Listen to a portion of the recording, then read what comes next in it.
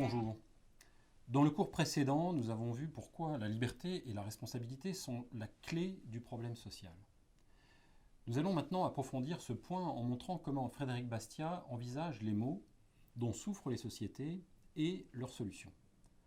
On a parfois reproché aux libéraux d'ignorer le mal et de construire l'utopie d'une liberté pure et parfaite dans un monde idéal. Mais ce reproche n'est absolument pas fondé en ce qui concerne notre auteur. Nul ne peut ignorer le mal qui règne dans l'histoire des sociétés humaines, les injustices, les guerres, les souffrances. Nous aimerions pouvoir supprimer ces maux. C'est d'ailleurs l'objet d'une grande partie des philosophies modernes, de Rousseau à Heidegger, en passant par Hegel et Marx. Mais pour Bastiat, le mal est non seulement une réalité définitive, mais il a un rôle à jouer dans l'histoire et dans l'action humaine. On peut le réduire, mais certainement pas l'éradiquer complètement, car cela supposerait de tuer à la fois la liberté et la responsabilité. Alors d'où vient le mal? Quel est son rôle? Et comment le prévenir? Pour répondre à ces questions, Bastiat va procéder à l'analyse de l'action humaine. Car celle-ci, en effet, peut conduire au bien comme au mal. Le mal provient d'abord de notre imperfection. Choisir librement, c'est courir le risque de faire un mauvais choix. En effet, nous pouvons être trompés à bien des écarts, même sur nos propres besoins et intérêts. L'homme est faillible, répète souvent Bastiat. Il est sujet à se tromper, à méconnaître le jeu des lois économiques ou à les détourner de leur fin. C'est donc l'imperfection de la raison qui est la principale limite des hommes et qui demeure à l'origine de nos souffrances. Si donc le mal provient de la faiblesse humaine et non de la liberté elle-même ou du libre-échange, le remède n'est pas dans la suppression de la liberté ni de l'échange, mais dans la responsabilité, puisqu'elle est la source de toute expérience. Ce principe de la responsabilité est le suivant. Je cite Bastiat. « Tout homme qui agit reçoit la récompense ou la punition de ses actes. Par cette sanction naturelle, l'homme apprend, découvre, se corrige, progresse et s'améliore sans cesse. Autrement dit, la responsabilité est un principe de perfectibilité et de progrès, comme nous l'avons déjà abordé dans le cours précédent. Si l'homme supporte les conséquences bonnes ou mauvaises de ses décisions, il tendra à s'améliorer en tirant les leçons de l'expérience.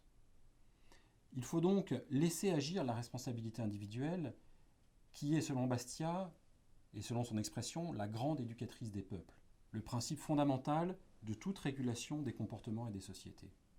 Le mal engendre la souffrance, et la souffrance nous fait comprendre la faute ou l'erreur. Elle nous ramène dans le droit chemin. C'est par cette connaissance du mal que nous progressons. C'est parce que l'homme risque de se tromper ou de mal agir et d'en subir les conséquences qu'il est incité à être plus prévoyant, à être plus prudent, à être responsable. Il s'efforcera alors d'anticiper les aléas qui pourront le frapper afin de s'en prémunir. On le voit donc, Bastiat est loin d'être aveugle. Il ne nie pas l'existence du mal. L'homme est faible, sujet à l'erreur et à la faute.